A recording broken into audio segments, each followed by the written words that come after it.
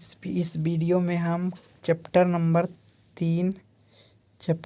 3 जो है बायोलॉजी का जीव जनन कैसे करते हैं इसका क्वेश्चन हम डिस्कस करेंगे। तो हम 1 नंबर से क्वेश्चन को देखते हैं। 1 नंबर क्वेश्चन क्या कह रहा है। क्वेश्चन नंबर 1 कह रहा है पत्तियों द्वारा कायिक प्रवर्धन का उदाहरण क्या है। तो पत्तियों द्वारा कायिक प्रवर्धन जो है ब्रायोफाइलम में होता है। ब्रायोफाइलम के पौधा जो है पत्तियों द्वारा ही कायिक प्रवर्धन करता है। प्याज तो तना होता है, गुलाब को काट कर लगाया जाता है जिसे कि एक टहनी जो रहता है कलम लगाना जिसे कहते हैं, कलम लगाना, तो ये हो जाता है। और आलू को तो काट के लाए तो तना के हो गया। लेकिन पत्तियों द्वारा कायिक प्रवर्धन किस में होता है तो ब्रायोफाइलम में पत्तियों द्वारा कायिक प्रवर्धन होता है। क्वेश्चन नंबर 2 सुरक्षित गर्भपात भ्रूण की किस अवस्था में होता है। तो सुरक्षित गर्भपात भ्रूण की ब्लास्टुला अवस्था में होता है। सुरक्षित गर्भपात भ्रूण की ब्लास्टुला अवस्था में होता है। क्वेश्चन नंबर 3 देखते हैं। क्वेश्चन नंबर 3 क्या करा है, निम्नलिखित में कौन परिवार नियोजन साधनों में प्रयुक्त एक प्रभावी उपाय है। तो परिवार नियोजन साधन में डायफ्राम भी एक नियम साधन है, कंडोम भी एक साधन है, कॉपर भी एक साधन है। तीनों साधन है, परिवार नियोजन साधन है, इसका उपयोग किया जाता है। तो इसमें से हो जाएगा तीनों, डायफ्राम भी, कंडोम भी और कॉपर टी भी। तो आंसर डी हो जाएगा इनमें से सभी। ठीक। क्वेश्चन नंबर 4 निम्नलिखित में नर युग्मक कौन होता है। तो नर युग्मक शुक्राणु होता है, बी नंबर आंसर हो जाएगा। और मादा युग्मक अंडाणु होता है। ठीक है, तो यहाँ पर आंसर हो जाएगा बी नंबर शुक्राणु नर युग्मक हो गया और मादा युग्मक अंडाणु होता है। क्वेश्चन नंबर 5 में कहा है कि द्विखंडन पाया जाता है। द्विखंडन विधि किसमें पाया जाता है। तो द्विखंडन विधि अमीबा में पाया जाता है। अमीबा एक प्रकार के जीवाणु में आता है। तो द्विखंडन विधि जीवाणु में हो जाएगा आंसर सी, जीवाणु। क्वेश्चन नंबर 6 क्या कर रहा है, वर्तिका किसका भाग है। तो वर्तिका जो है वह जायांग का भाग है ना। जायांग स्त्री केसर को ही कहते हैं। तो स्त्री केसर में वर्तिका जो है अंडाशय का भाग है। अंडाशय से जुड़ा रहता है वर्तिका और सबसे ऊपरी हिस्सा को वर्तिकाग्र कहते हैं। तो यहाँ पर अंडाशय आंसर होगा सी नंबर। लेकिन सारा जो है ये स्त्री केसर का पार्ट है जिसे जायांग भी कहते हैं, है ना। अंडाशय हो गया, वर्तिका हो गया और वर्तिकाग्र, ये सभी जायांग का पार्ट है। क्वेश्चन नंबर 7 उभयलिंगी जीव का उदाहरण बताइए। तो हाइड्रा जो है, हाइड्रा उभयलिंगी जीव है। हाइड्रा क्या है, उभयलिंगी जीव है। क्वेश्चन नंबर 8 द्विखंडन विधि किसमें होता है। तो मैंने बताया कि द्विखंडन विधि जीवाणु और अमीबा में होता है। तो 1 नंबर अमीबा हो जाएगा। अमीबा में द्विखंडन विधि होता है, अमीबा में। पैरामीशियम में रीजनरेशन होता है, लिस्मेनिया में रीजनरेशन होता है, लेकिन द्विखंडन अमीबा में ही होता है। 1 नंबर होगा आंसर। अब हम क्वेश्चन नंबर 9 देखते हैं। क्वेश्चन नंबर 9 क्या कह रहा है। क्वेश्चन नंबर 9 कह रहा है निम्नलिखित में से किस जीव में बहुखंडन विधि द्वारा प्रजनन होता है। तो बहुखंडन विधि द्वारा प्रजनन मलेरिया परजीवी में होता है। मलेरिया परजीवी में बहुखंडन विधि द्वारा प्रजनन होता है। हाइड्रा में तो मुकुलन विधि द्वारा प्रजनन होता है। ईस्ट में मुकुलन और रीजनरेशन दोनों होता है। अमीबा में विखंडन विधि द्वारा होता है। तो मलेरिया परजीवी ही आंसर होगा। क्वेश्चन नंबर 10 क्या करा, ब्रायोफाइलम के कौन से भाग में कायिक प्रवर्धन होता है। तो जानते हैं कि ब्रायो माने पत्ती होता है। तो ब्रायोफाइलम में पत्तियां में ही कायिक प्रवर्धन होता है।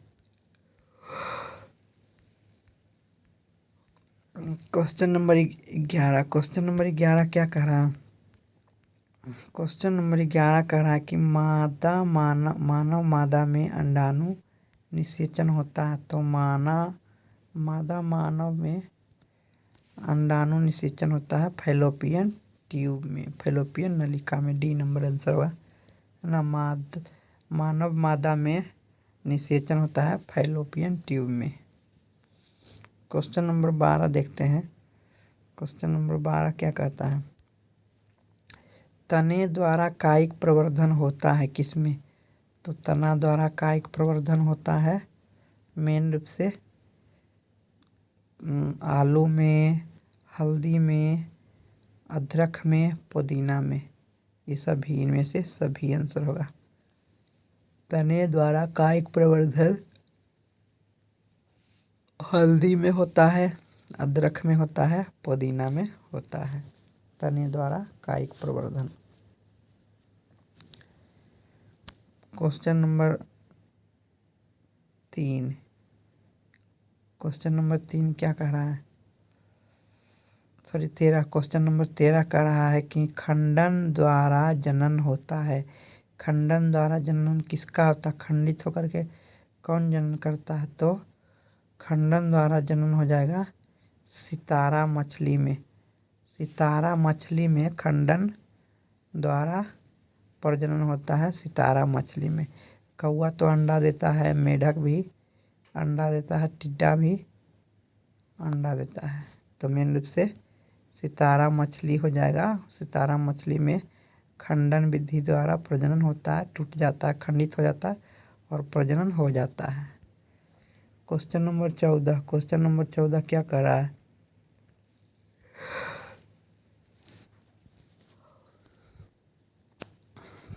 क्वेश्चन नंबर 14 कह रहा है कायिक प्रवर्धन किसमें संभव है।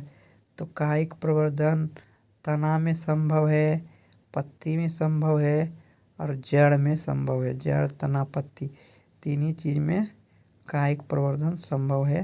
तो आंसर डी हो जाएगा, उपरोक्त सभी।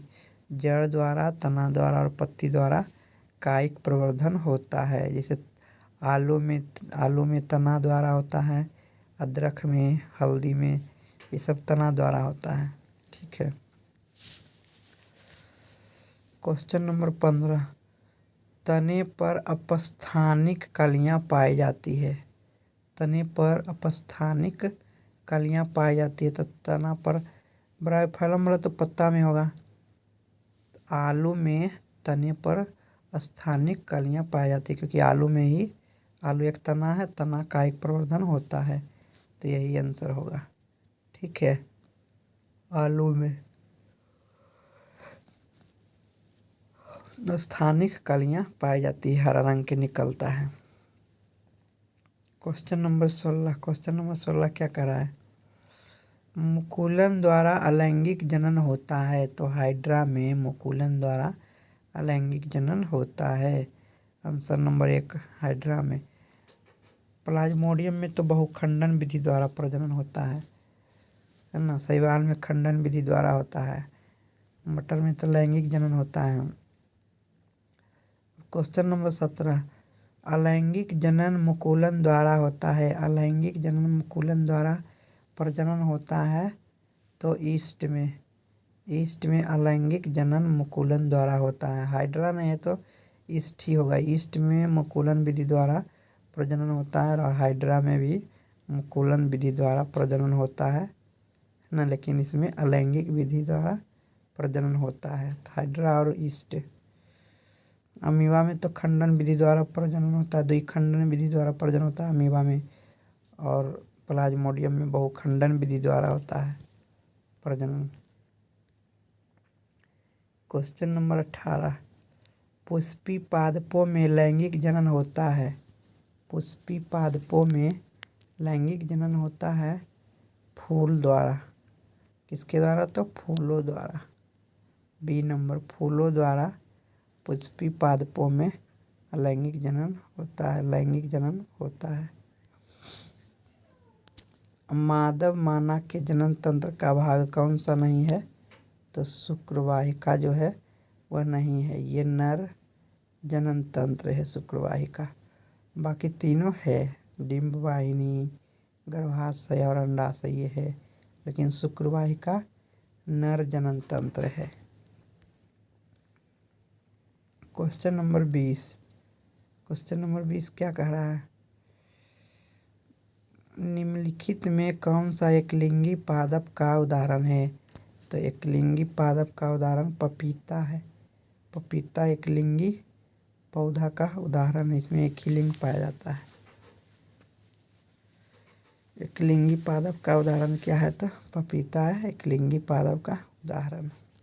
बाकी मटर हो गया द्विलिंगी पौधा, उड़हुल हो गया द्विलिंगी पौधा, सरसों हो गया द्विलिंगी पौधा। 21 नंबर क्वेश्चन करा है, मुकुलन द्वारा प्रजनन किसमें होता है? तो मुकुलन द्वारा प्रजनन ईस्ट में होता है। ईस्ट में मुकुलन द्वारा प्रजनन होता है।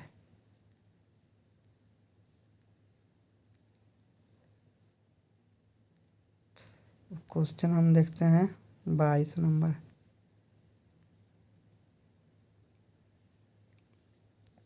22 नंबर क्वेश्चन, फूल में नर जनन भाग क्या आता है? तो पुंकेसर। 1 नंबर आंसर पुंकेसर फूल में नर जनन तंत्र होता है, और स्त्री केसर फूल में मादा प्रजनन तंत्र होता है। और स्त्री केसर में इसको जयांग भी बोलते हैं। तो क्या क्या आएगा? अंडाशय, वर्तिका और वर्तिका, ये तीनों भाग मादा जनन तंत्र के अंग होता है फूल में। ठीक है। क्वेश्चन नंबर 23, निम्नलिखित में कौन मानव में मादा जनन तंत्र का भाग नहीं है?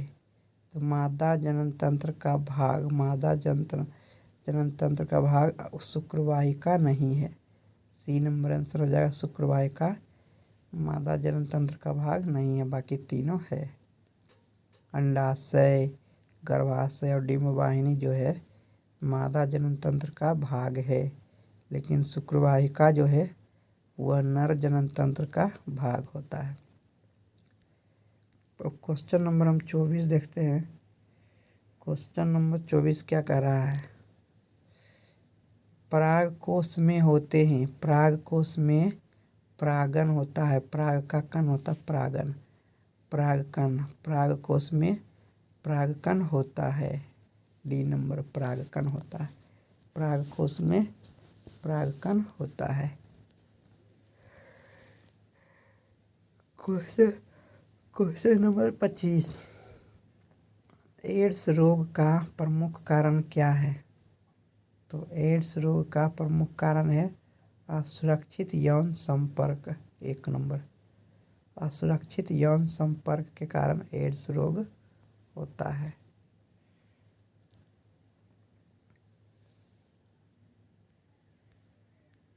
क्वेश्चन नंबर 26, पंखुड़ियों का रंग अधिकतर कैसा होता है? तो पंखुड़ियों का अधिकतर रंग हरा होता है, और ये क्लोरोफिल के कारण होता है।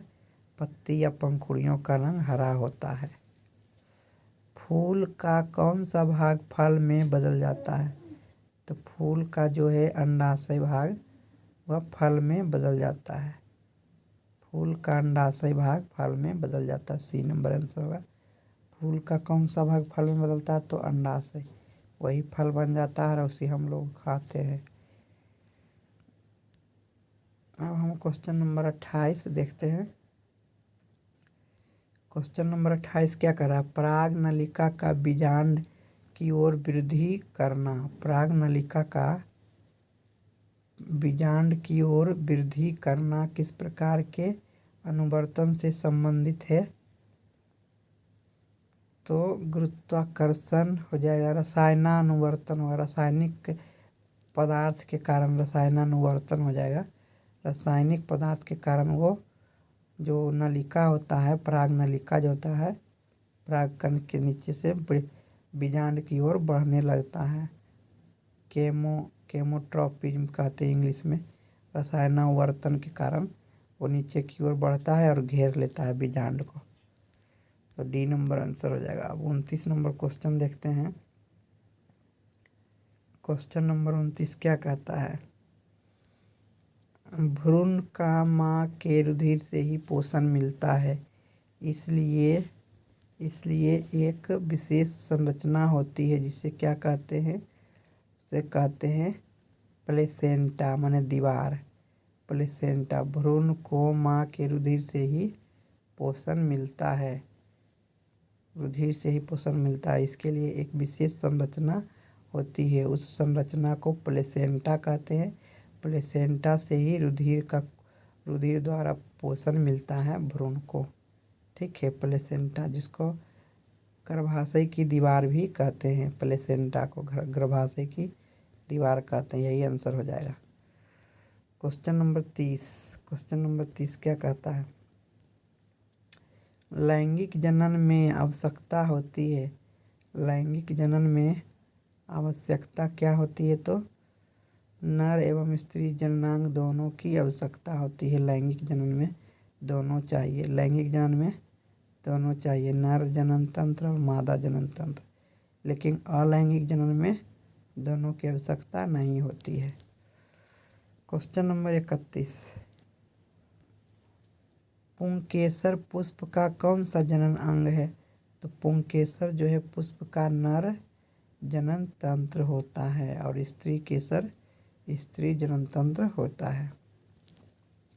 क्वेश्चन नंबर 32, पुरुषों में यौवनारंभ के लक्षण क्या होते हैं?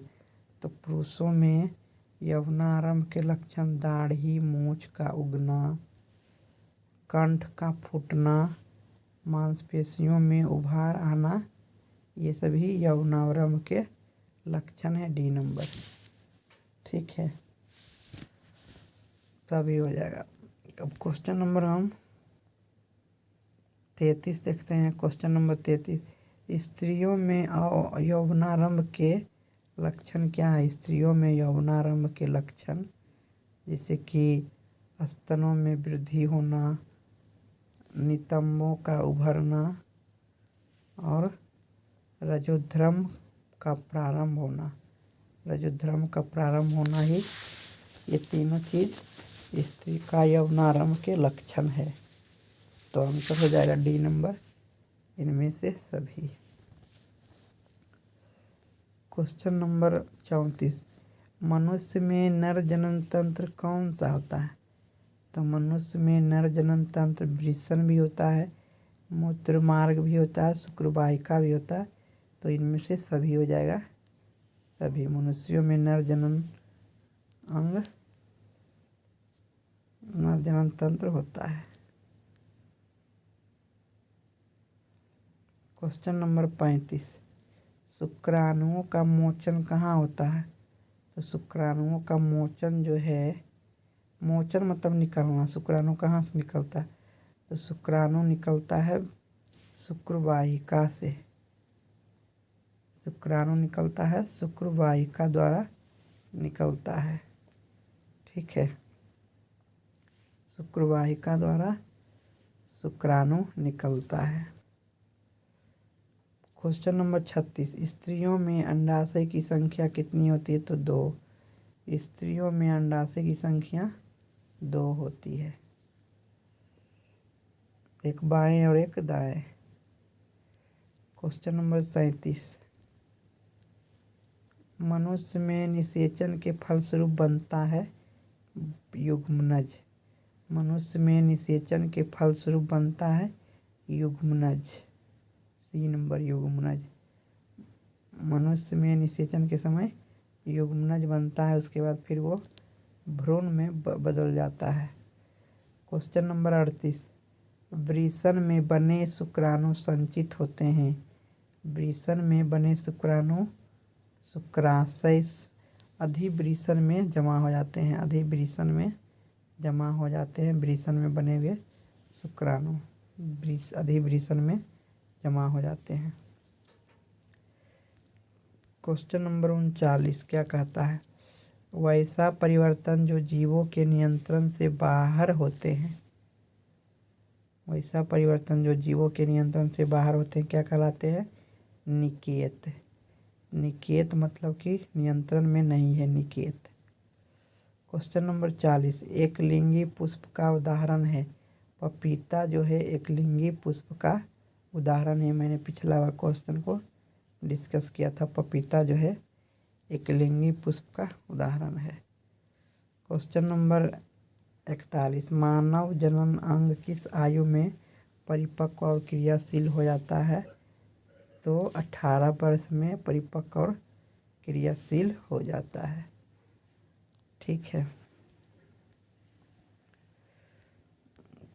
अगला क्वेश्चन देखते हैं। अगला क्वेश्चन है 42 नंबर क्वेश्चन है, शुक्राणु का निर्माण कहाँ होता है? तो शुक्राणु का निर्माण वृषण में होता है। वृषण में शुक्राणु का निर्माण होता है। नेक्स्ट क्वेश्चन है 43 नंबर क्वेश्चन, लिंग गुणसूत्र का पूर्ण जोड़ा पाया जाता है। तो लिंग गुणसूत्र का पूर्ण जोड़ा पाया जाता है स्त्री में।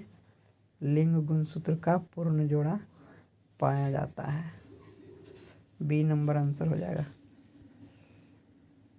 क्वेश्चन नंबर 44, हाइड्रा में प्रजनन की विधि कौन सी होती है? तो हाइड्रा में प्रजनन की विधि मुकुलन विधि द्वारा प्रजनन होता है हाइड्रा में। क्वेश्चन नंबर 45, पुष्प का कौन सा भाग परागकण बनाता है? तो पुष्प का पुंकेसर भाग पुष्प का पुंकेसर भाग ही परागकण बनाता है। पुष्प का पुंकेसर भाग ही परागकण बनाता है। क्वेश्चन नंबर 46, गन्ना, गुलाब और अंगूर के कृषि में किस जनन विधि का उपयोग किया जाता है? तो गन्ना, गुलाब और अंगूर की कृषि में हम कायिक विधि का प्रयोग करते हैं। कायिक विधि का प्रयोग करके हम गन्ना, गुलाब एवं अंगूर के कृषि में उपयोग करते हैं। क्वेश्चन नंबर 47, मादा जनन तंत्र में दोनों अंडवाहिकाएं संयुक्त होकर एक लचीली थैलेनुमा संरचना का निर्माण करती है। उसे क्या कहते हैं? तो उसे कहते हैं गर्भाशय। गर्भाशय कहते हैं। दोनों अंडवाहिकाएं संयुक्त होकर के एक थैलीनुमा रचना बनाती है। क्वेश्चन नंबर 48, माँ के भ्रूण से पोषण मिलता है। तो माँ के भ्रूण से पोषण मिलता है किसको मिलता है? तो भ्रूण को पोषण मिलता है रुधिर से। माँ के रुधिर से भ्रूण को पोषण मिलता है। क्वेश्चन नंबर 49 क्या कह रहा है? मानव के मादा में गर्भकाल का समय होता है 9 महीना। मानव के मादा में गर्भकाल का समय होता है 9 महीना। क्वेश्चन नंबर 50, ऋतुस्राव या रजोधर्म का समय होता है। ऋतुस्राव या रजोधर्म का समय होता है 2 से 8 दिन। 2 से 8 दिन होता है ऋतुस्राव या रजोधर्म का समय 2 से 8 दिन। 51 नंबर क्वेश्चन है, निषेचन क्रिया के पश्चात युग्मनज में क्या बनता है? निषेचन क्रिया के पश्चात युग्मनज में भ्रूण बनता है, युग्मनज में भ्रूण बनता है। क्वेश्चन नंबर 52, वह प्रक्रम जिसके द्वारा जीव अपने जैसे संतान की उत्पत्ति करता है कहलाता है जनन। वैसा प्रक्रम जिसमें जीव अपने जैसी संतान की उत्पत्ति करता है जनन कहलाता है।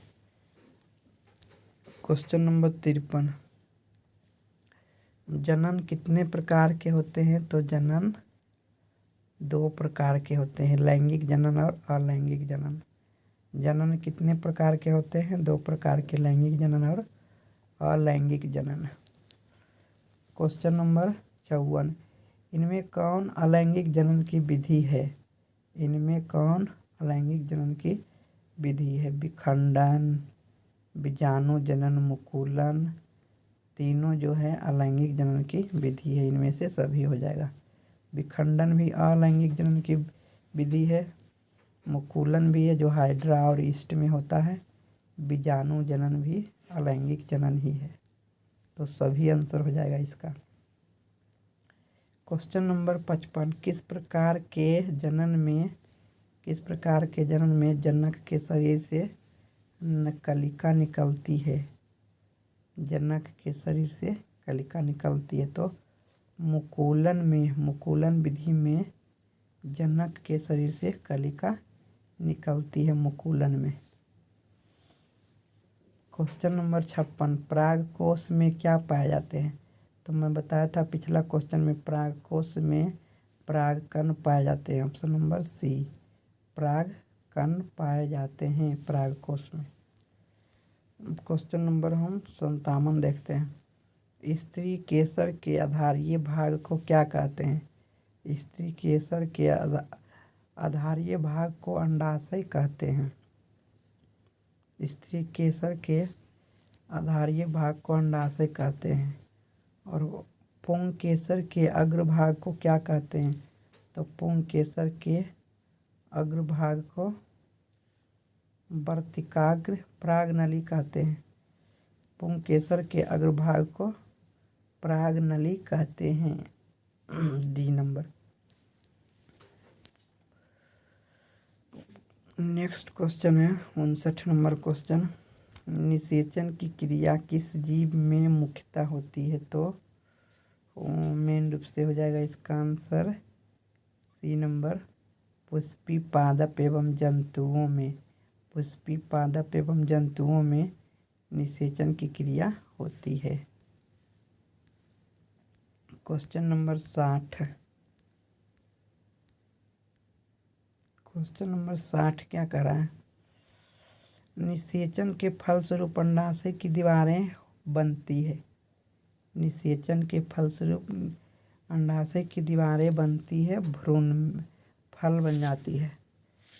निषेचन के फलस्वरूप अंडाशय की जो दीवारें हैं वह फल बन जाती है। ठीक है, अंडाशय की जो दीवार है वह फल बन जाती है।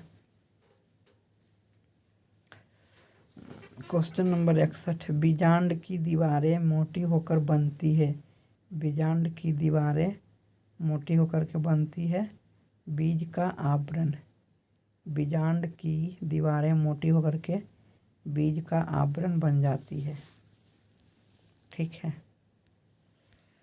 क्वेश्चन नंबर 62, निम्नलिखित में कौन सा भाग केवल पुरुष जननांग में पाया जाता है? तो पुरुष में कौन पाया जाता है? सिर्फ और सिर्फ शुक्रवाहिका। सी नंबर आंसर होगा। शुक्रवाहिका जो है केवल पुरुष में ही पाया जाता है। क्वेश्चन नंबर 63, नर युग्मक तथा मादा युग्मक के संयोजन से क्या बनता है? तो नर युग्मक और मादा युग्मक के संयोजन से जायगोट बनता है, युग्मनज बनता है। 1 नंबर जायगोट। क्वेश्चन नंबर 64 क्या कहता है? स्त्रियों के मासिक चक्र में एक परिपक्व अंडाणु किस दिन अंडाशय से बाहर निकलता है? तो 17वें दिन।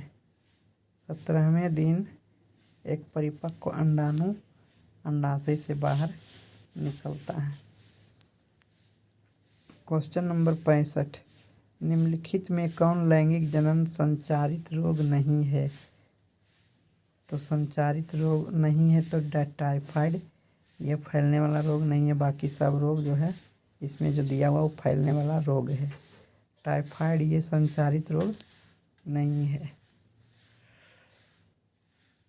क्वेश्चन नंबर 66, अमीबा में अलैंगिक जनन किस विधि द्वारा होता है? तो सभी विधि, मिकुलन विधि, बीजाणु जनन विधि और विखंडन विधि, सभी विधि द्वारा अमीबा में अलैंगिक विधि होता है। तो इसका आंसर डी नंबर हो जाएगा, इनमें से सभी।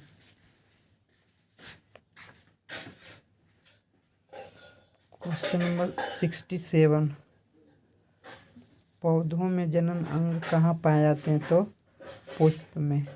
ऑप्शन नंबर सी हो जाएगा, पुष्प में। पौधों में जनन अंग कहाँ पाए जाते हैं? तो पुष्प में। क्वेश्चन नंबर 68, निम्नलिखित में कौन सा पुनरुद्भवन का उदाहरण है? तो पुनरुद्भवन का उदाहरण हो जाएगा हाइड्रा। पुनरुद्भवन मतलब मुकुलन विधि द्वारा। 1 नंबर। 69 नंबर क्वेश्चन है, निम्नलिखित में कौन एक उभयलिंगी जंतु है? तो उभयलिंगी जंतु केचुआ हो जाएगा। केचुआ जो है उभयलिंगी जंतु है।